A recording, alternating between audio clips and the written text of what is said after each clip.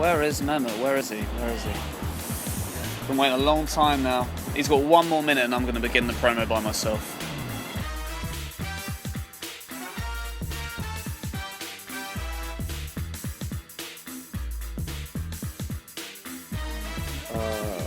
Hello?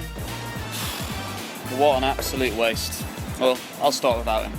This week we're going to have the top news story: Xi Jinping's visit to the UK. Last week we previewed, now we're going to review what was successful, what was unsuccessful, and why. Our regular features will continue with Q News and Why Shima. This week's Why Shima is something to do with car license plates. Hey, Mehmet! Hey!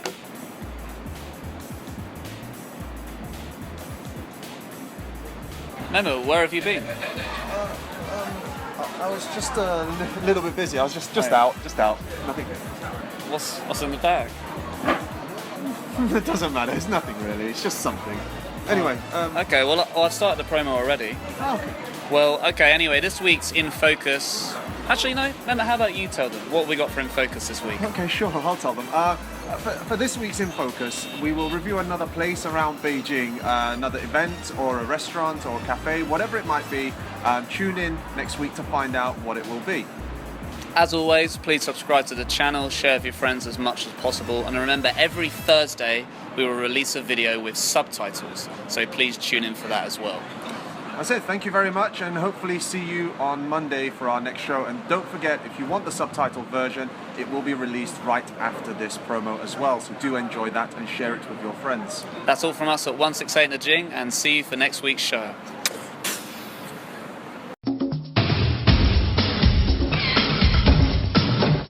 Hello and welcome to the second episode of 168 in the Jing with me, Ryan Herlihy. And me, Mehmet Dogan. First of all, thank you so much for your support. We really appreciate it. And we made our target of 1,000 followers inside our first week, so we're very happy about that. Yeah, incredibly happy. And thank you so much for your comments and all your suggestions. We have taken on board everything. As you can see from the background already, we have changed it. Look how professional we are.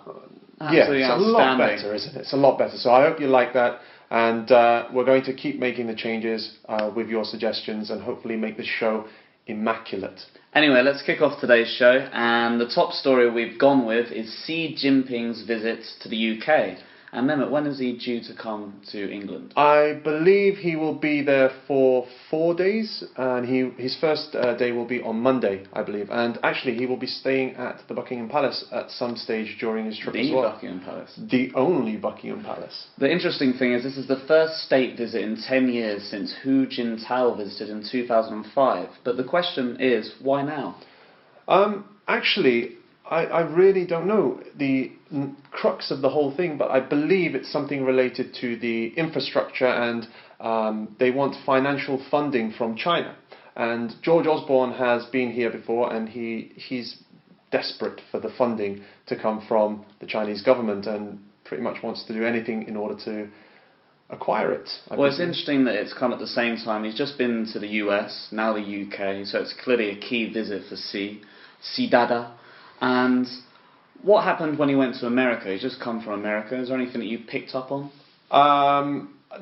A lot of the things that they discussed, I think... there was a very interesting conversation that they had with Mark Zuckerberg. Oh, I heard about this. Was this something to do with a name for his child, a Chinese name for Mark Zuckerberg's child? Yeah, I think Mark Zuckerberg asked Xi Dada for a Chinese name for his child. And I think...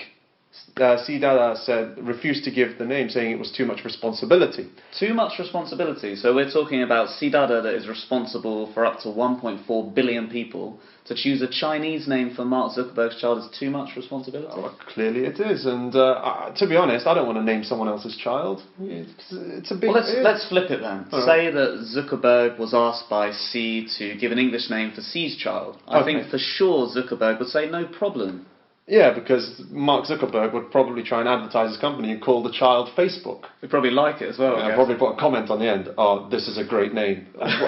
Anyway, forget. Aside Mark from Zuckerberg. that, I've seen the itinerary for the UK, and he's going to be there for the best part of 4 days. I think Monday to Friday or Monday to Thursday, a couple of days. It's one or the other. I think it's 4 days in total, so probably Monday to Thursday. And what do you think he's trying to? What impression do you think he's trying to make, or the UK are trying to make on China for this visit? Well, at the moment, UK are desperate for funding. They are struggling. UK are desperate for it, and they struggling. Yeah. So please. I don't know why I'm doing this. I'm a Muslim. Please. But yeah, forget it. The religion thing we discussed last week. But in order to make more, in order to get more funding, they need to have a good relationship with China. And what the Chinese government have said, that Britain are actually falling behind in terms of keeping relations with the Chinese government. So they're behind the Germans. Yeah, I've seen that. And so on. And this is a chance for Britain to finally get that step ahead and actually help. And China wants to invest in Britain, to be honest. They want to build into the financial part of the financial sector. Thank you very much. Financial sector. They want to build infrastructure. They want to go into many different parts of it. And Britain welcomes this. Well, what was interesting is I saw the ambassador in the UK. He said that whatever happens during this visit, he doesn't want anyone from the UK government to mention human rights. China has somewhat of a suspect record for human rights. What's your opinion of this? Because a lot of people are clamouring for Cameron to question Xi Dada about this. I have to agree with the ambassador. Well, I think it's a very difficult issue to kind of talk about. So aside from that, if Xi's visit doesn't go as planned, I'm sure he's going to have a great relationship with Boris Johnson. I love Boris Johnson. The Mayor of London, he's a fantastic guy, always so dignified, as you can see in this clip here. I came in like a wrecking ball. I never hit so hard in love. All I wanted was to break your walls. All you ever did was wreck me. Here's Weishummer. Okay, welcome to Weishummer, the part of the show where we are going to preview something that's a myth, uncover a myth in Beijing, or something that people are not so familiar about. This week I'm going to talk about stone lions. What do you know about stone lions? Made of stone, and they're lions. That's So about smart. it. What? Do any of you know about stone lions? I don't. Well, let me shed some light on this topic. Go ahead. In China, a lot of the famous places that you go to, Tiananmen Square, Yonghegong, Tiantan, Temple of Heaven, at the front gates, they always have 2 stone lions. Oh, Why? I've noticed that. Why? Maybe they all support the team I support, Galatasaray, and our emblem is a stone. Probably that's not the reason. I want to believe it is. It must be. Well, let me elaborate a little bit. Okay. I believe the story, I'm just going to check all my notes here, comes from the Han Dynasty 2,000 years ago.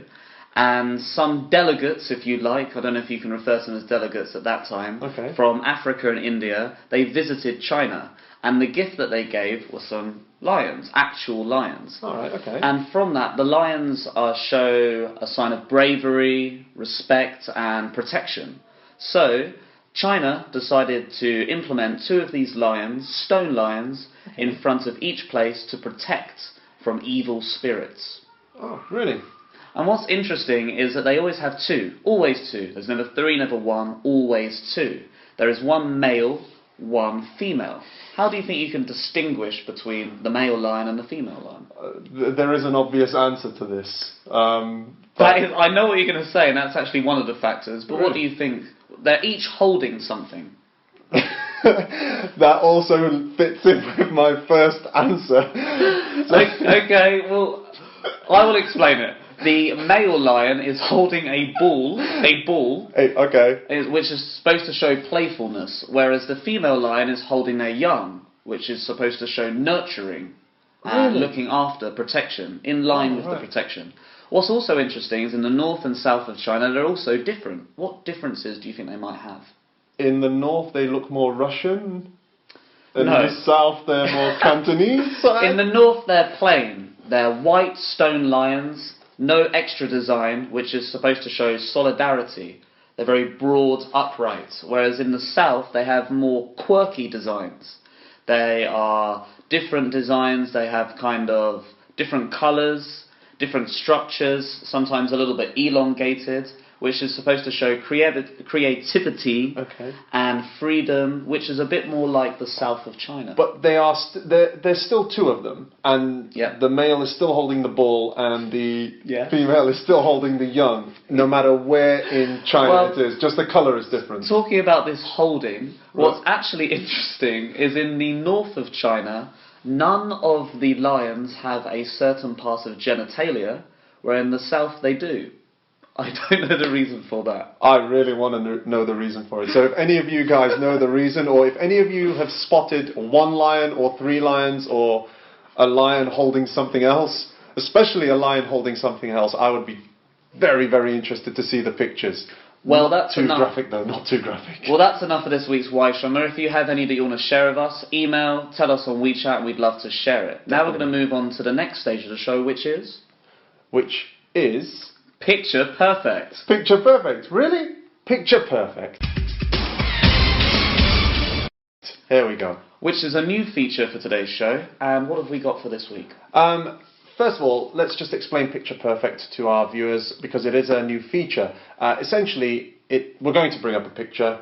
It's something related to the news this week, and then we will discuss the relating topic to it, whichever topic we create. And the picture is as follows. The Magna Carta. The Magna Carta has arrived in Beijing this week. It was here on Tuesday, I think. Yep. The first time it's ever been in China. Yeah, that's right. And it was at Renmin University for a while, but then I heard from a source, whether this is true or not, I don't know, that they actually had to cancel it at some stage because of some sort of security concerns or something. Well, what like that. is the Magna Carta for our viewers that don't know what it is? I know it's very important in history, and it's quite a coup for Beijing to have it here. Definitely. Well, at the moment there's only, let me think, there are only 4 of them in the whole of Britain left. One is in Lincoln, one is in Salisbury, and there's 2 in the British Library. Okay. There were many when it was first created in 1215, and it's a agreement between a rebel group at the time with King John. Now, King John, for anyone who doesn't know, King John was the king at the time, and he loved to go to war. He loved to go to war all As the time. the UK does. I think the UK has invaded 190 of the 208 current nations. But that's only because at that time we were going to war because we wanted to. Now we're being... we were involved, were we? Well, no. But now we're being told who to fight. Could you tell people some interesting facts about the Magna Carta? Actually, the transcribers, the people who actually did the Magna Carta, the individual ones, they weren't the same people. Different people were doing different ones. Oh, wow, okay. And they were actually making mistakes on purpose so that it could not be... On purpose? At times on purpose, yeah. That's what I believe, because I expect them to be perfect. But apparently there are mistakes in them because they don't want them to be copied. They want to keep them authentic. And it's written on sheepskin. Magna Carta is very important in our history, but the people in Beijing in China might not be so familiar with it. That's right. What else could you tell us about it? Actually, the Magna Carta, like I said earlier, it was an agreement between King John and the rebels, but it completely didn't even consider the peasants at the time. Okay. So it's kind of an agreement between rich people to stop King John from going to war with whoever he wants or whatever he wants to do, which was usually the French. And now, one of the key points to the Magna Carta is that it doesn't allow the royal family or royalty to have more power than the law. So the law is bigger than the royal family. And one interesting fact is that the amendments done in America actually come from these rules and laws that were created on in the Magna Carta. And it's the 800th anniversary of it, so it's going on a little tour. Unfortunately, it's too late for any of you to check it out. If you did, please let us know. What did you think of it? Do you have any other facts that you can share about the Magna Carta? But now we're going to move on to the next feature, which is Q News. What have you got for us this week, Mehmet? I have a story from Hangzhou. Before I tell you that, we all know about the man from Hunan with the 16 girlfriends or whatever it was. We were in Hunan at the time. Actually we were, and I think we might have found out that story from our friend who is from Hunan as well. potentially. Yeah, perhaps. And Anyway, what happened? well, this guy is from Hangzhou, and he has 6 wives. Now, he had an original wife. 6 wives. That's That's a Xiao San, a Xiao Si, a Xiao Wu, a Xiao Liu, a Xiao Qi, and Xiao Ba. That's incredible. How did he manage to get away with that? See what I deal with every damn day of my life. Anyway, how did he manage to get away with that? Let's carry on. So, he has the 6 wives. He had an original wife, and they had a 1-year-old child together. But then apparently he's got all these other wives, but none of them have official Simultaneously. They're simultaneously, yes, and all of them are pregnant or have a child with this guy.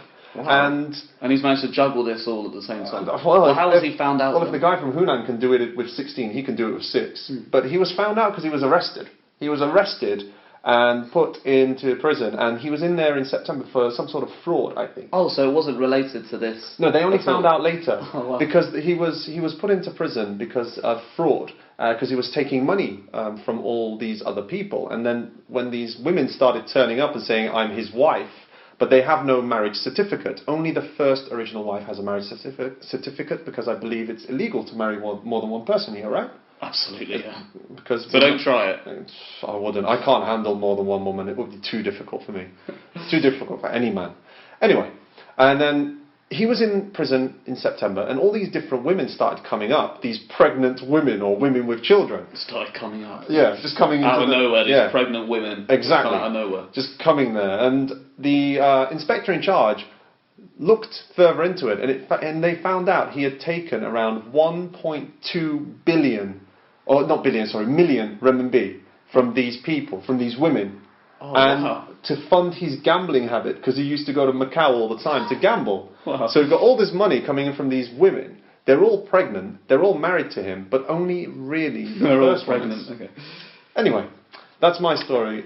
So Yeah, yours? my story. Many of you may know a show from America called Breaking Bad. Do you know Breaking Bad? I love Breaking Bad. What is Breaking Bad? Breaking Bad is a show about a college professor who basically he gets cancer and he's going to die. Instead of just dying normally, he needs to try and fund a certain cure that he needs to get, and instead of borrowing money, he starts making crystal meth. Okay, well, something has happened in Guiyang where a former teacher of a school has done something very similar to Breaking Bad. He has been cooking meth in his dorm, which he rented at the school. He was actually fired from the school and went into deep depression. Right. The way he dealt with this is he started to cook meth, which I believe in China is referred to as bingdu. That might be wrong again. Sorry about the pronunciation. And he started to cook this at the dorm at the school. Right. After a while, it was just to fund his own habit, to satisfy his own needs. After a while, he started producing more of it, and he started selling it on social network. Right. Maybe on Weibo, perhaps using Taobao, Jingdong, and eventually he was uncovered. I just want to check that I don't get this wrong. When they raided his house, he had a 1,300 square foot apartment and confiscated £400 of meth cooking materials. Wow. £400, incredible. And he also had nearly £80 of methamphetamine. Right. So that's an extreme amount. And what do you make of that? Well, I mean, the guy is looking for a way of making money. I would Absolutely. never, ever, ever condone anyone who does something illegal for money, whether it's what we mentioned last week with the dididacha, whether it's Dididacha, this. yeah. This one is even worse. I mean, but... Well, let me put a question to you.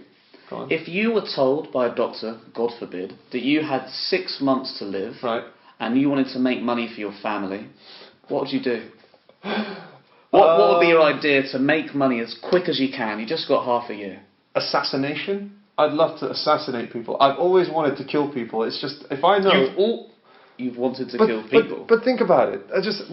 You can't. No one's going to pay you to assassinate a Furby or an ant or a rat, are they? You got to. Did you just say to assassinate a Furby? I'm just still How would thinking you of you. assassinate a Furby? I don't know. Give it water. So what? Oh no, that's a gremlin. So you would be an assassin Yeah. for 6 months, Right. And you make money by killing people. Yeah. Okay. Only people who deserve to die, though. I'd be an honourable assassin. How would you judge that they deserve to die? Based on the amount of money that I'm getting. I don't know. I'm not dying, okay? I'm not dying. This is not a serious question. Well, I'm not dying. Just I hypothetical don't question. have cancer. Anyway, moving on to the final feature for today's show, which we like to call In Focus. Excellent. So, what have we got for this week's In Focus? This week we went and checked out an activity. Oh, the promo. Oh yeah, yeah, the one where he was breathing very heavily. It's called aerobics. Now, aerobics has been around for quite a long time. 4 years. Sorry, not 4 years. 6 Thank years you now. for apologising. 6 years now. It's been here since 2009, and it was set up by a Swedish guy called Linus.